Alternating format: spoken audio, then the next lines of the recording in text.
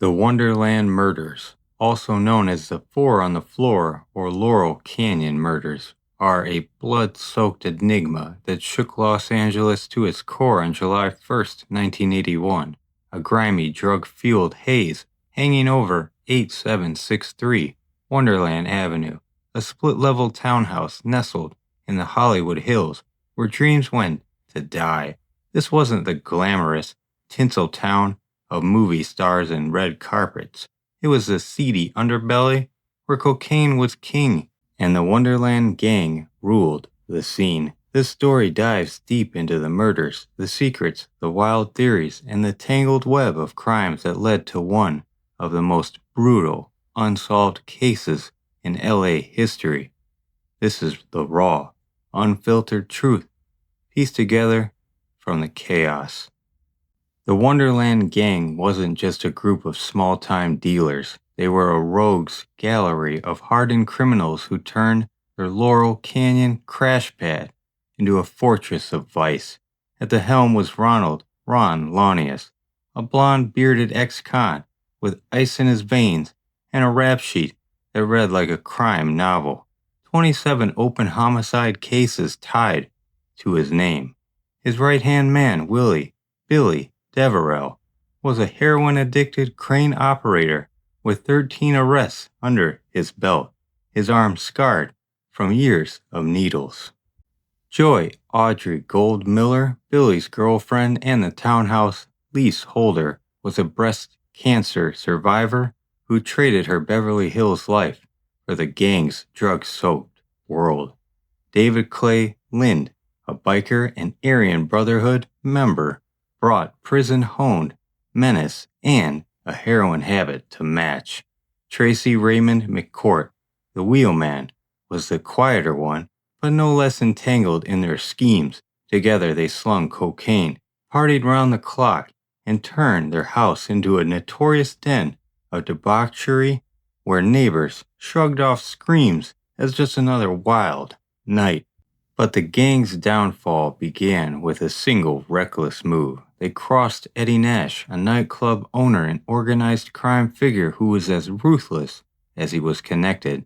Nash, born Adel Nasrallah, was a Palestinian immigrant who built an empire of clubs, drugs, and influence, rubbing elbows with Hollywood elites while running a shadow world of cocaine and cash. His Studio City home was a vault of illicit treasures, antique guns, jewelry, quaaludes, and piles of coke.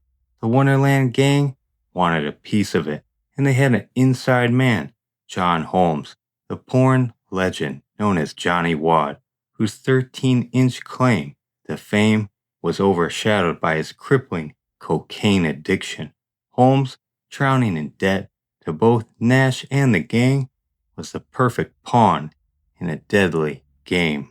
On June 29, 1981, the gang struck. Holmes, who'd been cozying up to Nash, left the kitchen door of Nash's house unlocked during one of 3 visits that morning, suspiciously frequent for a guy supposedly just scoring drugs. Launius, Deverell, Lind, and McCourt rolled in, posing as cops with guns drawn. They cuffed Nash and his bodyguard Gregory Dials, and things got messy fast. Lynn shot Dials in the back, wounding him, while the gang looted over $1.2 million in coke, cash, and valuables, including Nash's prized antique guns. They thought they pulled off the heist of the century, but they just signed their own death warrants. Nash wasn't the type to let a betrayal slide, and he had the muscle to make it hurt. 2 nights later, around 3 a.m., on July 1st, hell came to Wonderland Avenue. Unknown assailants, some say 3, others more, slipped into the townhouse armed with hammers and striated lead pipes. The carnage was biblical. Ron Launius, sprawled in his bedroom, was bludgeoned beyond recognition. His skull caved in, blood painting the walls. Billy Deverell, slumped against a TV stand, took blows so savage his face was barely human. Joy Miller, tangled in her bedsheets, was battered to death, a bloody hammer left behind. Barbara Butterfly Richardson, Lynn's girlfriend, who'd just stopped by to visit, was caught sleeping on the living room couch. Her body was found crumpled, soaked in red. Susan Launius, Ron's estranged wife, was the only survivor, her skull fractured, brain damaged, left with permanent amnesia that erased any chance of identifying the killers. The scene was so gruesome that LAPD detectives, some of whom had seen the Manson murders, called it worse. Blood dripped from ceilings, pooled on floors, and splattered walls like a slaughterhouse. Neighbors heard thumping and groaning, but dismissed it as another drug-fueled rager. It wasn't until 4 p.m. when furniture movers next door heard Susan's moans that the cops were called. The investigation zeroed in on two names, Eddie Nash and John Holmes. Nash was the obvious suspect. His home had been hit, his bodyguard shot, and he had the motive and means for revenge.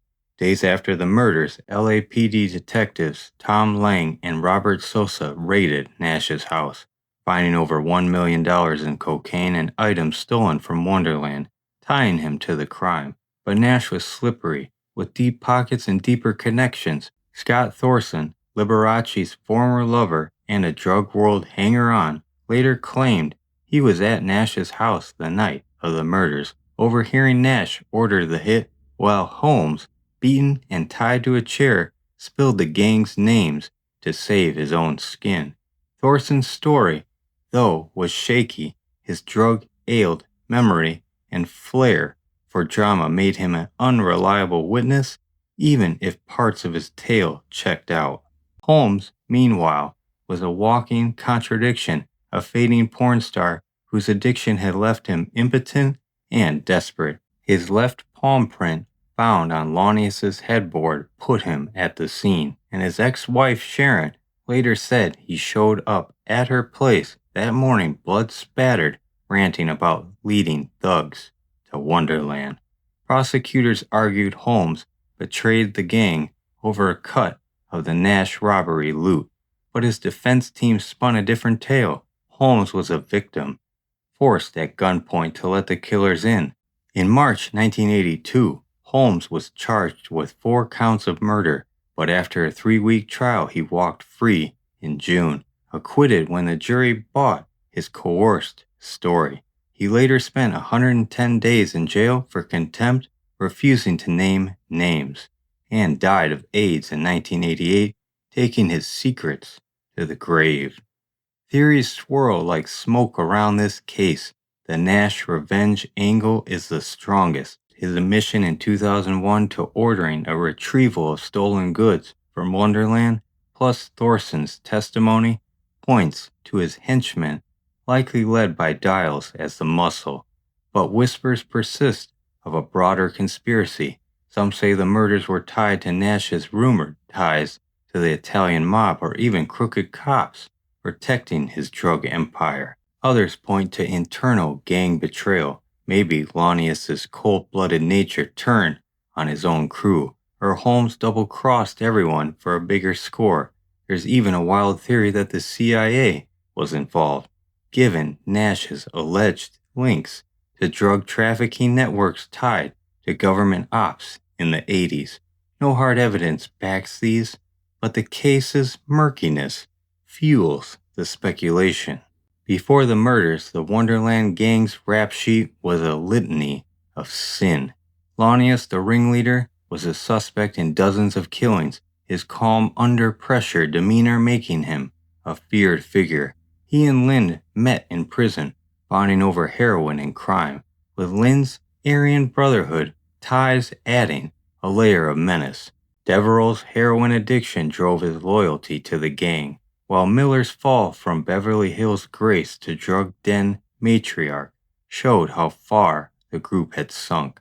They'd pulled off smaller heists and dealt coke across L.A., but the Nash robbery was their moonshot and their fatal mistake. Their house was a revolving door of addicts, dealers, and hangers-on. With parties so loud, neighbors turned out the chaos. The gang's arrogance, thinking they could rip off a kingpin like Nash and walk away, set the stage for the massacre, a collision of greed, betrayal, and vengeance that still echoes unsolved in the city's shadows.